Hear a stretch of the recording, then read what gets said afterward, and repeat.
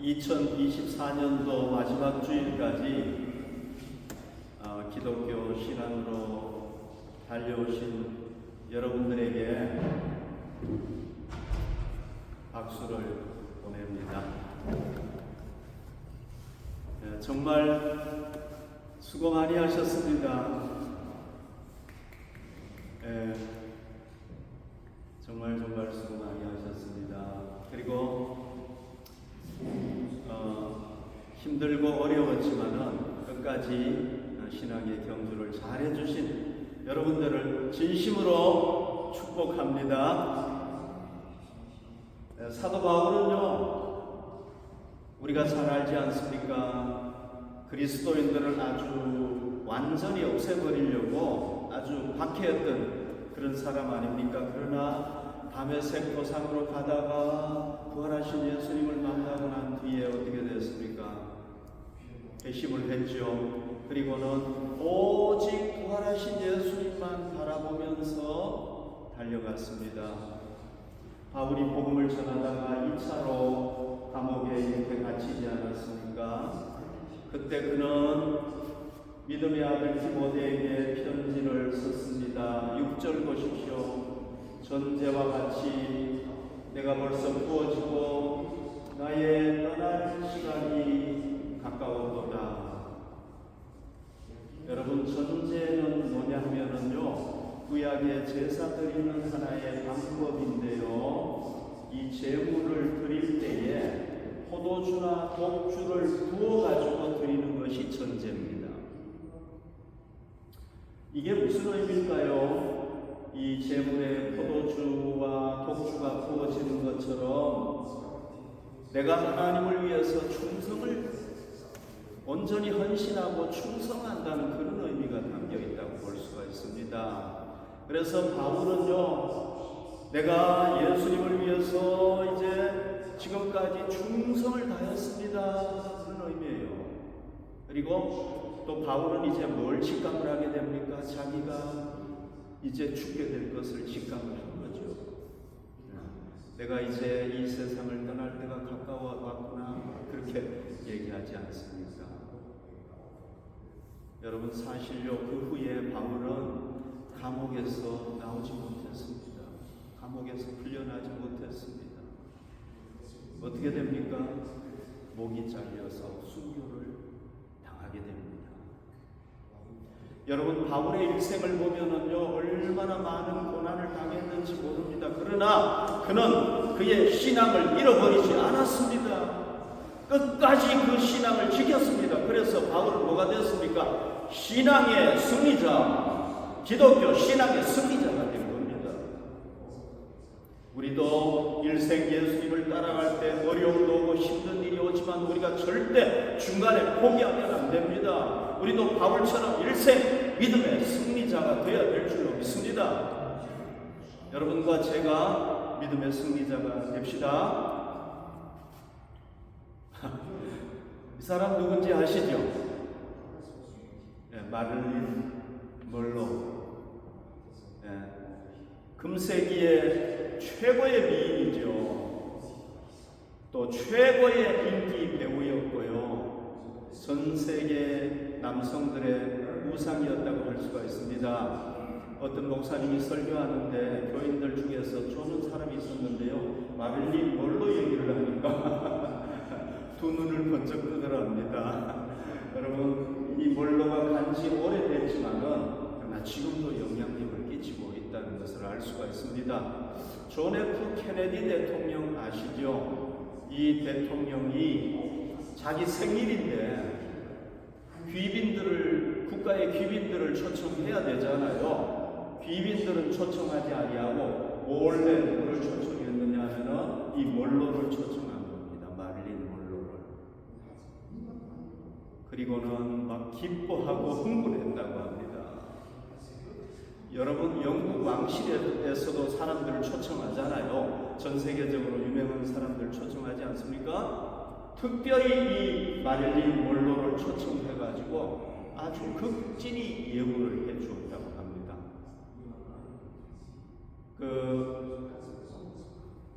헐리우드 앞에 가면은 상점들이 쫙 상점에 10장의 사진 중에서 8장이 물로의 사진이라고 합니다.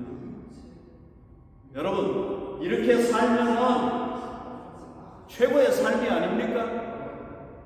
이렇게 살면은 최고로 행복한 삶이 아닙니까? 그러나 이 여자분의 그 마지막을 보면은 자살해버리고 말았습니다. 최고의 인기 절정에 있었을 때, 부의 절정에 있었음에도 불구하고 아직까지 뭐 타살인지 자살인지는 잘 모르지만 어쨌거나 나심으로 죽었습니다. 네, 정말 안타까운 사실이죠. 그죠? 네. 그녀가 죽었는데 그 옆에 메모장이 하나 있었는데요. 이런 글이 쓰여 있었다고 합니다. 돈, 인기, 명예. 여러분, 이거 사람들이 다 원하는 거 아닙니까? 돈, 인기, 명예. 이거 가지고 싶은 거 아닙니까? 이런 것들은 찰나적인 행복에 불과했다. 무슨 얘기입니까? 순간적인 행복밖에 주지 않는다는 겁니다. 그게 영원한 행복을 주지 않는다는 겁니다. 과거를 돌아보니까 내 인생은 한 손으로 박수친 인생이었다. 여러분, 이게 뭡니까? 한 손으로 박수를 치면은 소리가 납니까? 안 납니까? 안 나죠. 이게 뭡니까? 공기만 이렇게 날리는 거 아닙니까? 그러니까 자기의 삶이 헛된 삶이었다는 것을 운면적으로 얘기해 주는 겁니다. 반면에 바울은 어떻게 살았습니까? 화려하게 살지 못했습니다. 온 세계인들의 인기를 누리면서 살지 못했습니다. 바울은 예수님 때문에 가난하게 되었습니다. 예수님 때문에 수많은 고난을 당했습니다. 마지막에 어떻게 됐습니까? 목이 잘려서 순교당했습니다. 얼마나 비참한 삶을 살았습니까? 그러면 여러분, 바울이 죽고 난 뒤에 그의 삶이 비참해졌습니까? 가난해졌습니까? 의미 없는 삶이 됐습니까? 결코 아닙니다. 바울이 마지막에 순교를 당했는데요. 목을 쳐서 목이 이렇게 베어서 순교당하지 않았습니까? 바울의 목이 떨어져가지고 바닥에 한 번, 두 번, 세 번을 이렇게 펑펑펑 뛰었대요. 목이. 그때 바울의 목이 뛰는 곳마다 샘이 터진 겁니다. 놀랍죠, 그죠? 샘이 터진 겁니다. 그래서 거기에 뭐가 생겼느냐면 우물이 생겼어요. 우물을 만든 겁니다. 그리고 이 바울을 기념하기 위해서 바울 기념교회가 그가 순교를 당했던 곳에 이렇게 지어져 있습니다. 저희가 방문했을 때도요, 제 아내와 제가 방문했을 때도 이 교회에 갔는데요, 어린 학생들이 많이 와가지고 선생님의 인도로 예배를 드리고 있었어요. 바울의 삶이 결코 헛되지 않았습니다. 바울이 어떻게 했습니까? 1차, 2차, 3차, 로마까지 복음을 전하지 않았습니까? 그가 복음을 전했기 때문에 주님의 복음이 이 예루살렘에서부터 시작해가지고 소아시아를 거쳐가지고 그리스, 로마, 유럽까지 오게 됐단 말이죠. 그의 복음이. 오늘날 바울은 이 세상을 떠났지만은 그의 삶과 그의 신앙은 여전히 남아 숨쉬고 있습니다. 오늘 우리까지도 그의 삶에 감동을 받고 감격하지 않습니까? 바울은 비참하게 생애를 마쳤지만은 그러나 그의 인생은 역사 속에서 그 누구보다도 부유한 인생을 산 줄로 믿습니다. 할렐루야. 12 제자들도 마찬가지죠. 고난당하거나 순교당했지만은 그들이 비참한 존재가 되었습니까? 아닙니다. 모두 역사 속에서 부유한 존재가 되지 않았습니까? 우리 구세주 예수 그리스도에 대해서 생각해 봅시다. 이분은 공생의 3년 동안에 집도 없이 살았습니다. 여러분, 우리는 그래서 집에서 살고 있잖아요. 뭐 내 집이든 새들로 살든지 간에 우리는 그래도 집에서 살고 있지 않습니까? 따뜻한 방에서 살고 있지 않습니까? 예수님은 집도 없이 살았단 말이죠. 인생의 마지막에 어떻게 돌아가셨습니까? 십자가에 달려서 벌거벗겨서 십자가에 달려서 치욕적으로 돌아가셨지 않습니까? 그런데 오늘날 그분을 정말 저주받은 존재다, 비참한 인생을 살았다고 얘기하는 사람이 누가 있습니까? 물론 그런 사람들이 있기는 있지만은 있을 수 있겠죠. 그러나 그분은 역사 속에서 가장 복된 인생을 산 줄로 믿습니다. 할렐루야. 여러분, 우리가 왜 기독교 신앙을 지켜야 됩니까? 왜 우리가 기독교 신앙을 지켜야 됩니까?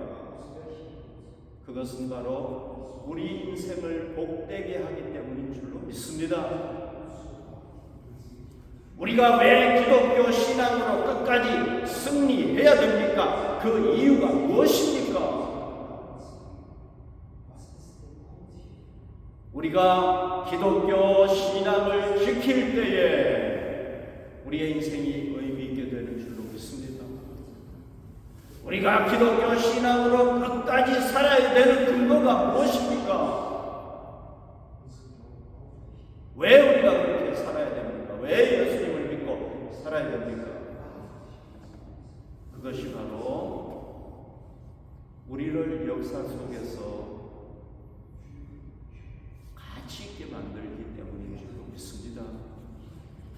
바울은 이렇게 얘기를 했습니다. 8절, 우리가 잘 아는 구절이죠. 이제 후로는 나를 위하여 의의 멸류관이 예비되었으므로 주 곧 의로우신 재판장이 그날에 내게 주실 것이며 내게만 아니라 주의 나타나심을 사모하는 모든 자에게 두니라. 아멘. 여러분, 우리가 기독교 신앙을 지킬 때에 사도 바울이 얘기했듯이 우리가 하나님 앞에 종말에 서게 될 텐데 그때에 우리가 뭘 받습니까? 바울처럼 의의 멸류관을 받게 될 줄로 믿습니다. 우리가 기독교 신앙을 지킬 때에 우리가 이 땅에서 살았던 모든 삶이 하나님 앞에서 보상을 받게 되는 것입니다. 할렐루야.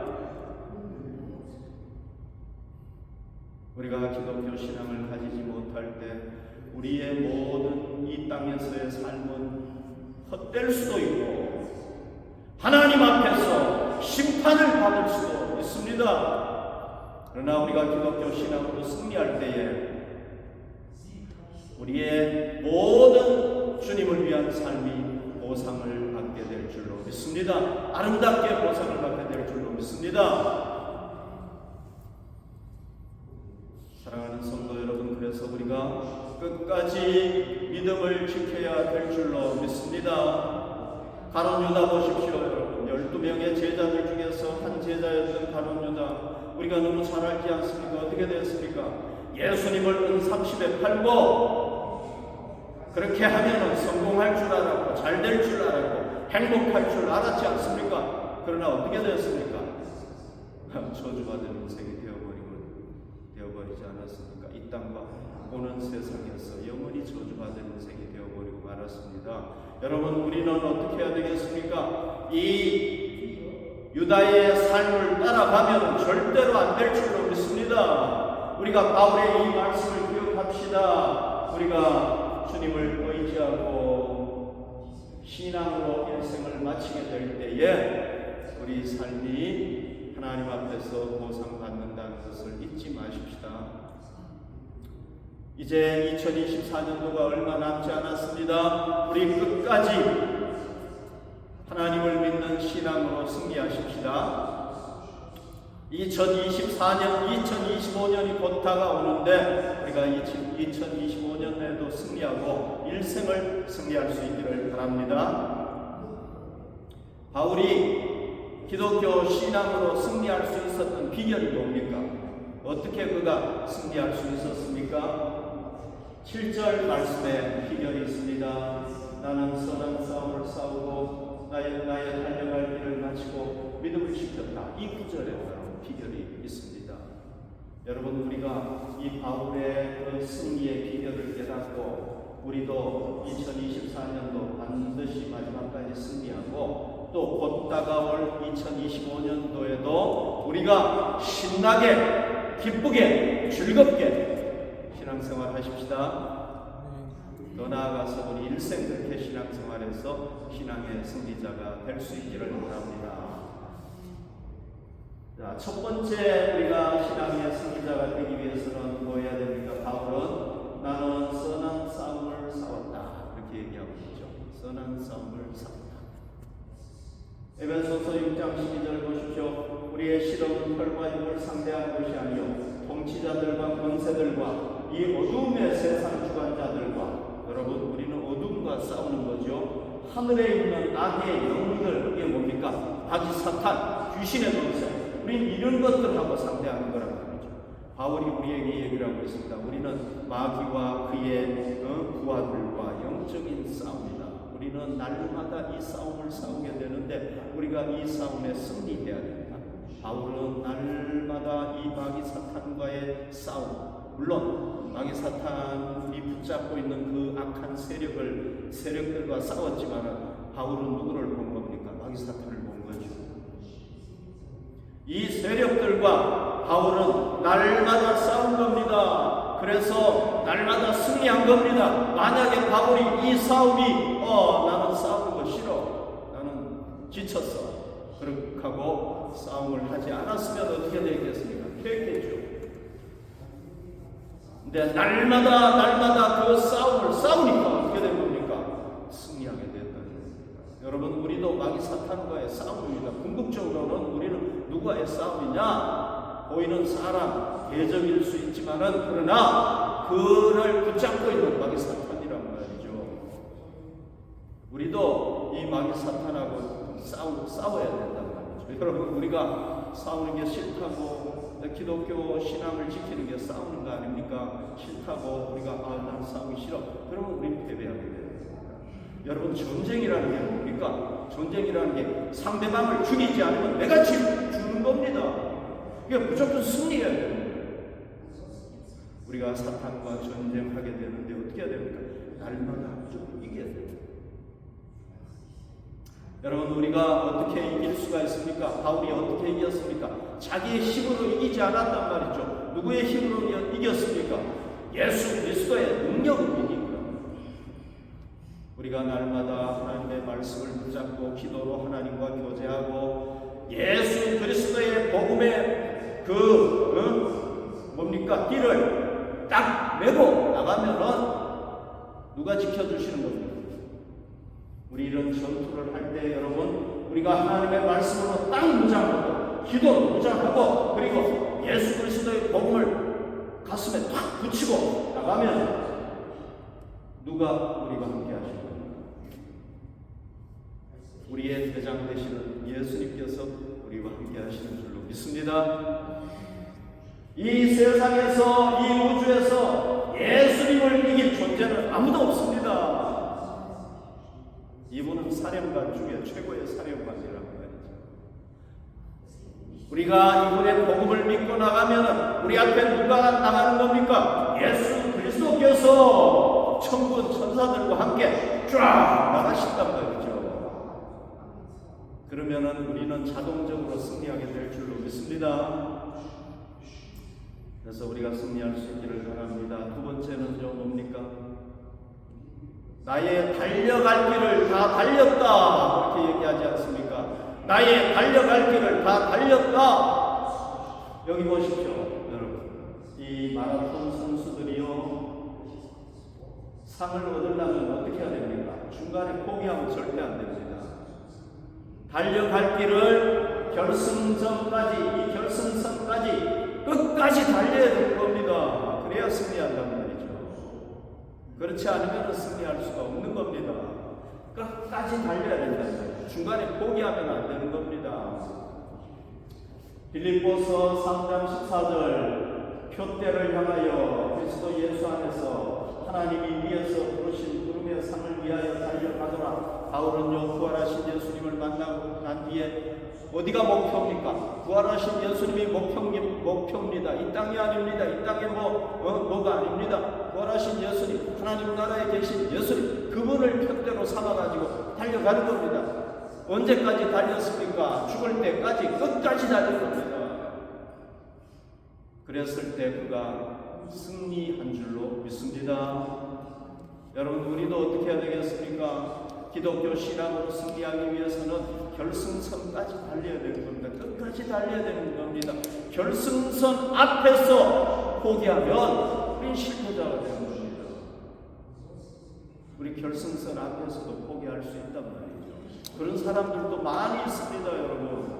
그러니까 우리는 어떻게 해야 되겠습니까? 결승선에 도달할 때까지, 그걸 통과할 때까지 우리가 믿음을 지켜야 된다는 거죠. 그게 언제입니까? 우리가 죽을 때까지. 그러니까 여러분, 우리의 신앙은 마라톤과 같은 겁니다. 결승선에 갈 때까지 우리가 끝까지 지켜야 신앙생활 승리할 수 있는 줄로 믿습니다. 바울이 이렇게 얘기를 했습니다. 고린도전서 15장 10절, 그러나 나의 된 것은 하나님의 은혜로 된 것이다. 내가 지금까지 신앙 경주에 이렇게 승리하게 된 것은 내 능력이 아니다. 누구의 은혜라고? 하나님의 은혜로 된 것이다. 내게 주신 그의 은혜가 헛되지 아니하여 내가 모든 사도보다 더 많이 수고하였으나 내가 한 것이 아니요. 바울이 얼마나 수고 많이 했습니까? 1차, 2차, 3차 선교 여행을 통해서 얼마나 복음을 많이 전했고, 얼마나 많은 교회가 세워지고, 얼마나 많은 사람들이 구원을 받았습니까? 그러나 내가 한 것이 아니요 오직 나와 함께 하신 하나님의 은혜로라. 하나님의 은혜로라. 하나님의 은혜다. 이게 무슨 얘기입니까? 하나님께서 나를 도와주셨기 때문에 그렇게 된 거라는 겁니다. 그러니까 여러분, 우리가 하나님, 나는 끝까지 달려가겠습니다, 바울처럼 끝까지 달려가겠습니다 하면은 하나님께서 우리에게 뭘 주십니까? 은혜를 주시는 줄로 믿습니다. 그래서 우리가 승리하게 될 줄로 믿습니다. 우리의 힘으로 승리하는 것이 아닙니다. 우리가 하나님을 의지하면은 하나님께서 우리가 승리할 수 있도록 모든 필요한 은혜를 우리에게 부어주실 줄로 믿습니다. 세 번째는요, 믿음을 지켰으니 라고 얘기를 하고 있습니다. 믿음을 지켜야 됩니다. 바울은요, 그의 믿음을 파괴하려고 오는 세력들이 엄청 많았습니다. 바울은요, 엄청난 박해를 당했습니다. 여기 보십시오. 고린도후서 11장 24절에 보면은 유대인들에게 사실에서 하나 감한 매 39대 아닙니까? 39대 매 맞으면 얼마나 힘들겠습니까? 이 39대 매를 몇 번 맞았다? 5번 맞았다. 너무 힘들죠. 그리고요, 바울은 복음 전하다가 돌에 맞아가지고 몸이 피투성이가 돼가지고 죽은 줄 알았는데 하나님께서 또 살려주셨습니다. 여러분, 우리가 복음 전하다가 저도 욕은 먹어봤지만 저주도 받아봤지만 이런 돌에 맞아보진 않는다. 참 이렇게까지 힘든 일을 당했단 말이죠. 그러나 바울은 어떻게 한 겁니까? 바울은 예수 그리스도를 믿는 믿음을 끝까지 품고 놓지 않았습니다. 지켰습니다. 돌에 맞아 죽어가면서도 그 믿음을 지켰습니다. 나는 이 믿음 절대로 안 놓을 거야. 39대의 매를 맞을 때, 여러분 한 대씩 맞을 때 얼마나 아팠겠습니까? 그러나 그는 예수 그리스도를 믿는 믿음을 지켰습니다. 나는 끝까지 이 믿음을 지킬 거야. 바울 생각해보면 참 감동이 되지 않습니까? 어쩌면은 그는 10대 맞고 난 뒤에 정신을 잃었을지도 모릅니다. 그러나 계속 내가 가야 됐습니다. 39대. 나 같으면 그때 깨어나면 포기했을 것 같아요. 내가 이런 일을 당하고도 믿음을 지켜야 돼. 그러나 바울은 그 믿음을 지켰습니다. 끝까지 지켰습니다.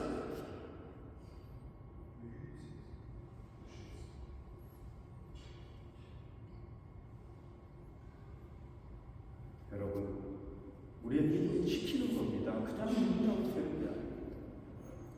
우리에게 대적이 달려들어서 우리의 믿음을 파괴시켜버리려고 할 때 우리가 가만히 있으면 안 되는 겁니다. 우리가 믿음을 껴안고 지켜야 되는 겁니다. 그럴 때 우리가 믿음을 지킬 수 있는 것입니다. 바울은 얘기하고 있습니다. 우리가 뭐 그냥 편안하게 믿음 생활을 한다고 되는 것이 아니라 우리가 믿음을 지켜야 된다는 것입니다. 할렐루야. 아멘. 아멘. 우리 믿음을 지켜야 되는 겁니다. 우리의 믿음의 선배들은 이렇게 믿음을 지켰단 말이죠. 우리는 이런 고난을 당하지는 않지 않습니까? 우리에게 고난이 닥쳐온다고 할지라도 우리가 이 예수 그리스도를 믿는 믿음을 끝까지 껴안고 지켜가야 될 줄로 믿습니다.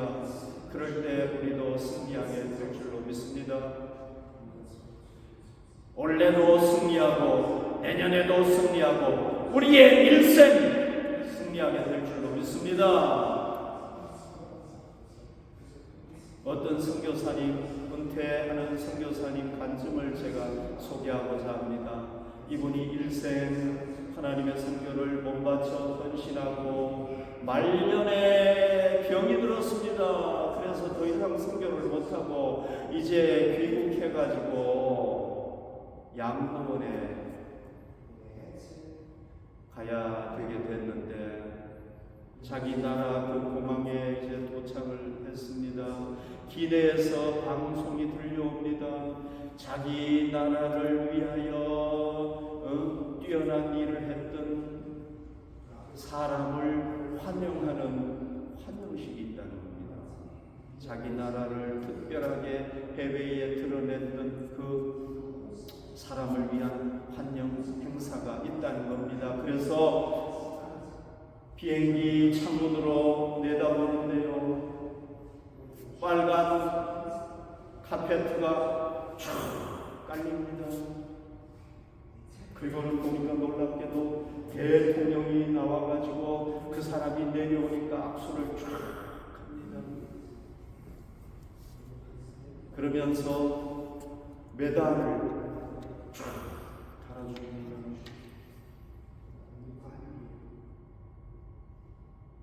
그리고요, 3군 군함대가 쫙 토요를 하고는 빵빵을 와 올리는 겁니다. 너무 멋있죠. 그때 이분이 속으로 이렇게 말했습니다. 저 사람은 일시적으로 수고해서 저런 대접을 받는데 일생 수고한 나는 주님을 위해서 일생 헌신한 나는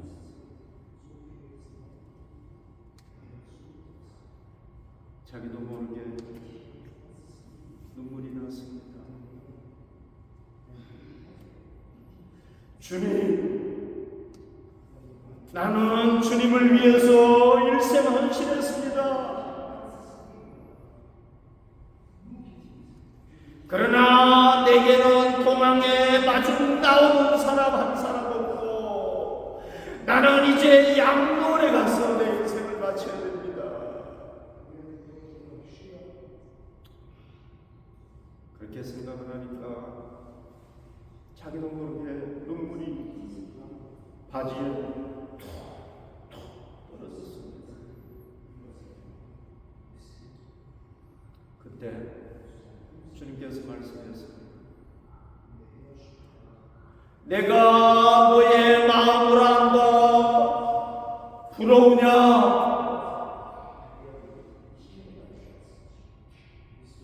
그러나 너는 아직 그 나라에 도착하지 않았다. 너는 아직 그 나라에 도착하지 않았다. 내가 오면은 내가 황금 카페트로 깔아줄 것이고 황금 면류관을 너에게 씌워주고 천군 천사들과 함께 너를 환영할 것이다.